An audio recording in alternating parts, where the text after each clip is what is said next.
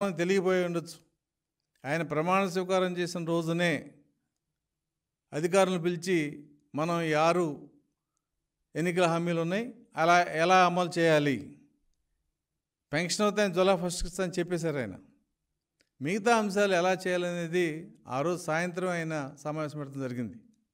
ఇంకో ముఖ్యమంత్రి అయితే ఇవాళ కదా ప్రమాణ స్వీకారం చేసిన, రేపు నుంచి పని ప్రారంభిద్దామని చెప్పి దాన్ని వాయిదా వేసే పరిస్థితి ఉంటుంది. కానీ ఆయన అలా కాదు.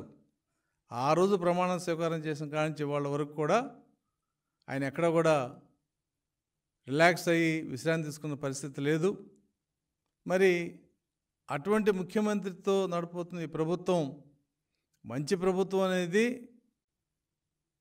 ఇవాళ ఆంధ్రప్రదేశ్ ప్రజలే కాదు, ఆంధ్రప్రదేశ్లో ఈ 100 రోజుల్లో జరిగిన మార్పుల చేర్పు గురించి మరి అటు కేంద్ర ప్రభుత్వం కానీ లేదు మన పక్కనున్న రాష్ట్రాలు కానీ శభాష్ అనే పరిస్థితి.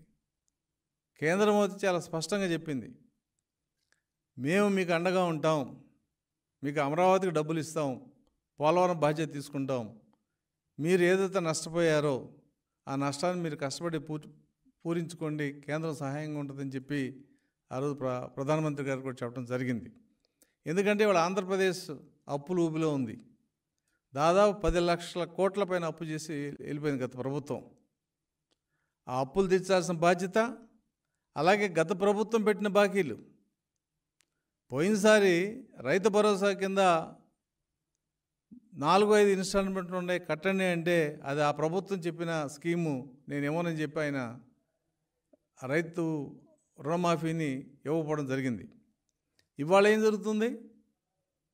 ఆయన గత ప్రభుత్వం నుంచి ఈ ప్రభుత్వానికి వచ్చిన అప్పులే కాకుండా బాకీలు, ఈ బాకీలు అంటే వివిధ స్కీముల్లో పెట్టిన బాకీలు, విద్యా దీవెన కింద 3,000 కోట్లు బాకీలు. ఆయన బటన్ నొక్కాడు, 5 లక్షల మందికి వెళ్ళాలంటే 1,00,000 మందికి వెళ్ళి మిగతా 4 లక్షల మందికి అమౌంట్ వెళ్ళే పరిస్థితి లేదు. బటన్ నొక్కడం, సాక్షి పేపర్లో అడ్వర్టైజ్మెంట్ ఇవ్వటం, ఇలా రైతు భరోసా కింద బాకీలు ఉన్నాయి. ప్రజలు రోజు వెళ్ళి ఏదైనా ఇబ్బంది ఉంటే చూపించుకున్న హాస్పిటల్స్లో ఆరోగ్యశ్రీలో మరి 1,600 కోట్లు బాకీ ఉంటే మన ఈ ప్రభుత్వం 700 కోట్లు కట్టింది. అలాగే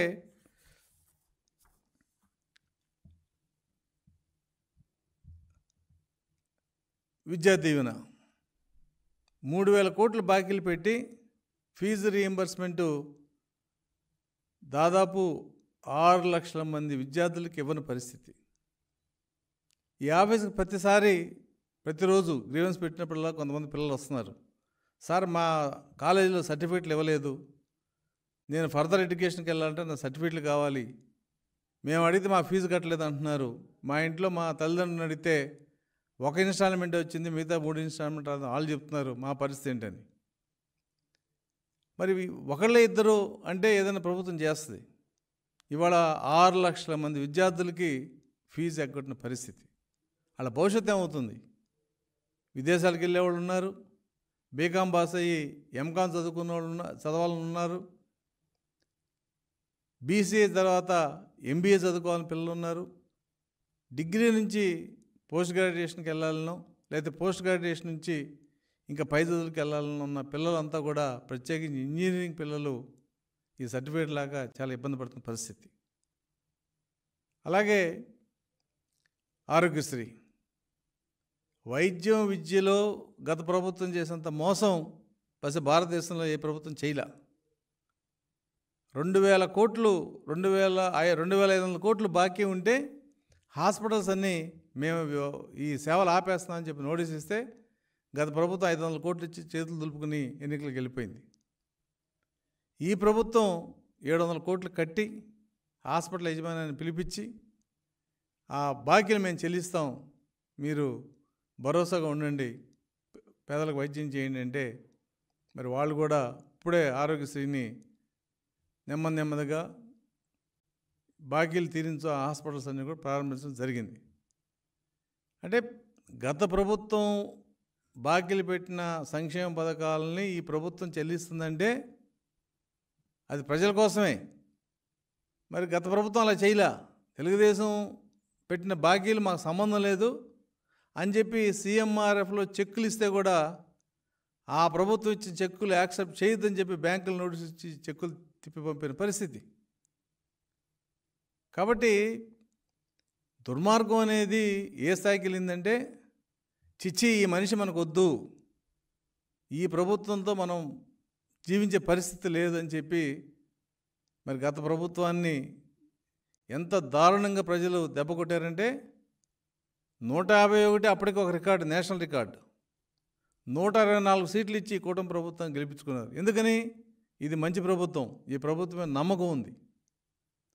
మరి ముఖ్యమంత్రి గారు రాగానే అయ్యా ఇసుక వలన దాదాపు 40 లక్షల మంది కార్మికులు దెబ్బతిన్నారు గతంలో, కాబట్టి మేము ఉచిత ఇసుక ఇస్తామని చెప్పి దాని విధి విధానం రూపొందించడంలో కూడా 1-2 రోజులు ఇబ్బంది పడ్డా, ఈ రేపు అక్టోబర్ 15 నుంచి ఏదైతే ఎన్జిటి గైడ్లైన్స్ ప్రకారం మన అక్టోబర్ 15 వరకు నదీ ప్రాంతాల్లో ఇసుక తీయకూడదు కాబట్టి అక్టోబర్ 15 నుంచి ఇసుక కష్టాలు పోతాయి. ఉచిత ఇసుక అనేది ఈ రాష్ట్రం అంతా కూడా అమలయ్యే పరిస్థితి. అలాగే లిక్కర్ 1,00,000 కోట్ల అమ్మకాలు జరిగినాయి గత ప్రభుత్వంలో. లిక్కర్లో దాదాపు అందుట్లో సగం అవినీతి జరిగిందనేది ఇవాళ మనం అంచనా వేస్తే తెలుస్తుంది. లిక్కర్ వ్యాపారాన్ని అడ్డుపెట్టి ప్రభుత్వ ఆస్తులు తాకట్టు పెట్టి దాదాపు 25,000 కోట్ల అప్పు తేవడం జరిగింది. లిక్కర్ వ్యాపారాన్ని తాకట్టు పెట్టచ్చన్న పాలసీ చూసి కేంద్ర ప్రభుత్వం కూడా ఆశ్చర్యపోయింది. ఏంటి వ్యాపారం తాకట్టు పెడతారా అని.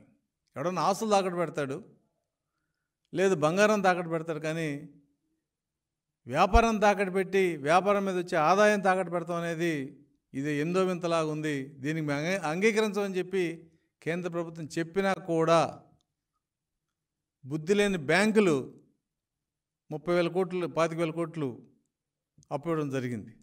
ఈ అప్పు 15 సంవత్సరాల్లో ఈ ప్రభుత్వం తర్వాత వచ్చిన ప్రభుత్వాలు తీర్చాలి. అంటే తెలుగుదేశం ప్రభుత్వం 5 సంవత్సరాల్లో ఆ 25,000 కోట్లలో ఆ దామాషా ప్రకారం వాళ్ళు తీర్చాల్సిందే. తీర్చినా కూడా ఇవాళ చీప్ లిక్కర్ ఇచ్చి ప్రజల ఆరోగ్యం పాడు చేసుకుని 10 సంవత్సరాల్లో జరగాల్సిన నష్టం ఒక్క సంవత్సరంలోనే ఆరోగ్యం పాడైపోయి హాస్పిటల్ పాలైన కేసులు ఎన్నో ఉన్నాయి. వాళ్ళు ఇష్టానుసారం లిక్కర్ వ్యాపారం చేసి 1,00,000 కోట్లు ఏదైతే బిజినెస్ చేశారో ఆ 1,00,000 కోట్లు క్యాష్లో జరిగింది. ఈ ప్రపంచంలో ఎవరు అలా చేయరు. ఏ రిటైల్ షాప్లో కూడా ఎలక్ట్రానిక్ క్యాష్ లేదు. అరటికాయలు పూలు అమ్ముకున్న వాళ్ళే పేటీఎంలు జీపేలు పెట్టుకున్నారు. మరి లిక్కర్ షాప్ పక్కన క్యాష్ అమ్ముతుంటే ఆ ప్రభుత్వం ఏం చేయాల?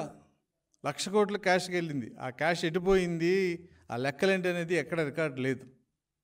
కాబట్టి ఈ రకమైన అవినీతి, అటు ఇసుకలో అవినీతి, లిక్కర్ల అవినీతి, మరి వీటన్నిటిని కూడా ప్రక్షాళన చేసి ఇవాళ లిక్కర్ పాలసీ కూడా రేపు రాబోతుంది 1వ తారీఖు నుంచి అన్నీ కూడా ప్రైవేటు వ్యక్తులకి ఇచ్చి ఒక ట్రాన్స్పరెంట్ రీతిలో లిక్కర్ని ఆరోగ్యాన్ని కూడా దృష్టిలో పెట్టుకుని చిల్లర బ్రాండ్లు కాకుండా ఒక బాధ్యతాయుతమైన కంపెనీలు తయారు చేసే బ్రాండుల్ని 99 రూపాయలకే క్వార్టర్ బాటిల్ ఇవ్వాలని చెప్పి ప్రభుత్వం నిర్ణయించింది.